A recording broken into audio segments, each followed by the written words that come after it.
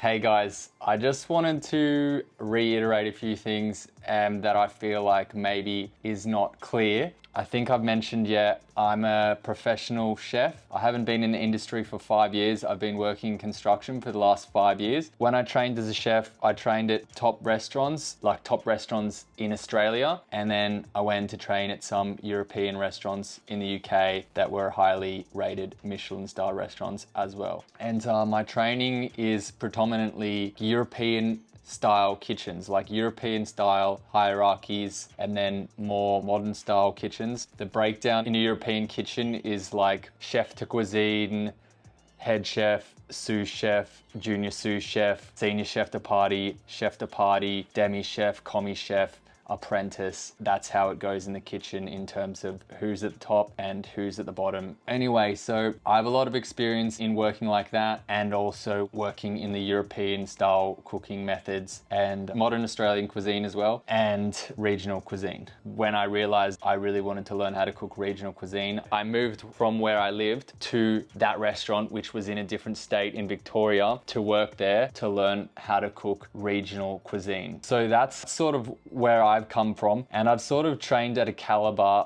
or I don't know, I've gone deep enough into cooking at a professional level that I feel like I could cook anything. But there is obviously, if I choose to cook another cuisine like Japanese, which I love, I have to sort of respect that and learn from the start again. It's not like I'm learning how to cook from scratch all over again. So it's the third week of the takoyaki stand, and last week I fired the head chef. We were coming up with the recipes as like a collaboration sort of thing. Like I would come up with the base idea and then he would have his input, and usually I would appreciate his input because his recipes and his dishes were like an authentic cooking method, and I don't have any of that experience. I just know how to cook well. Yeah, so basically I'm looking for someone now to replace him. I think I'm gonna find someone with a better attitude, and I'm hoping to find someone at the same skill level. But I understand to find a good person, I was lucky finding him. I literally did one interview and there he was. But to find a good person, I'm prepared and I understand you need to do a lot of interviews. So I'm looking for another head chef or someone that knows how to cook or has a lot of experience in Japanese cuisine, Japanese techniques, and has a lot of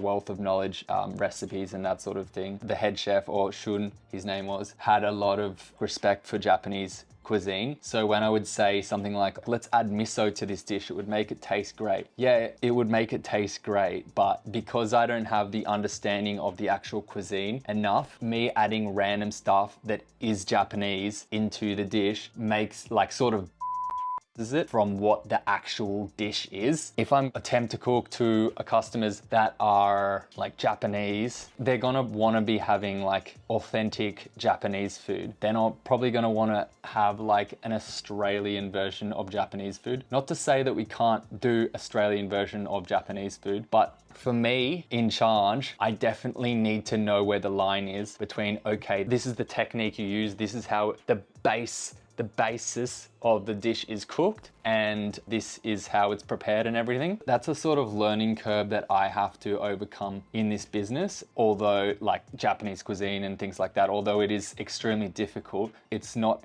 that easy to find Japanese traditional authentic recipes in English. It's quite easy to find it if you're searching in Japanese, you know? But if you search in English on the internet, you'll just end up getting a whole bunch of people like me that don't actually know how to cook Japanese food properly, that have just made Japanese recipes. It's going to really lead me astray. For the business, what would really help is if I have someone that knows how to cook proper Japanese food, who's in the kitchen and we're working on those recipes together. And I just wanted to say, the takoyaki stand, first 2 weeks were sort of fluctuating in hours. Before I started, I said this to myself and the staff, we will trial different days, different hours to see what works the best at that location. And obviously it's important as well because that location is predominantly based on foot traffic. So the times when there is the most foot traffic, if we are able to position a product that is suitable for that time, say in the morning, we can capitalize on that. Takoyaki is like a lunch and a more so like a nighttime product because the main customers this time of year are office people, and the actual bulk of the customers are coming through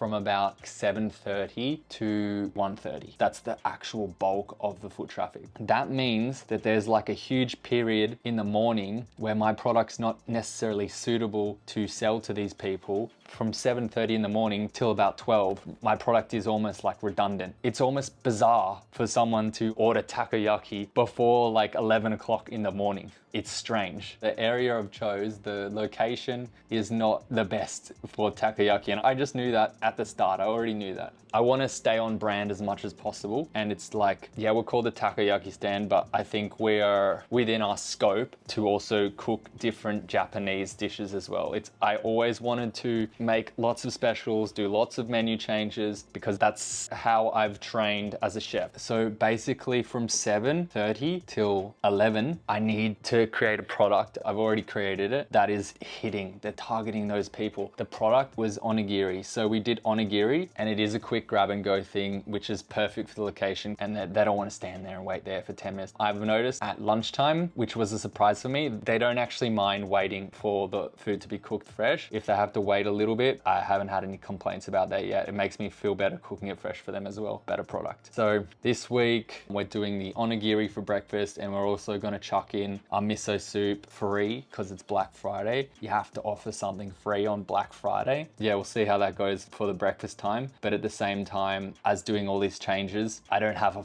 chef anymore. So it's just me in the kitchen. I have to keep interviewing people until I find someone that's good. But for now, I've already interviewed 3 people, and 2 of them we're doing a trial with them. I'm not too sure if they're going to be the right people or not, because they don't have much kitchen experience at all, but they do really like cooking Japanese foods. We might be able to work on a few dishes together, but I don't have high expectations for their knife skills or kitchen etiquette or anything like that, which is almost like critical. I need someone that knows what they're doing and is fast and comprehends like basic kitchen communications and that sort of thing. All right, guys, I'm going to end it there, and good luck to me.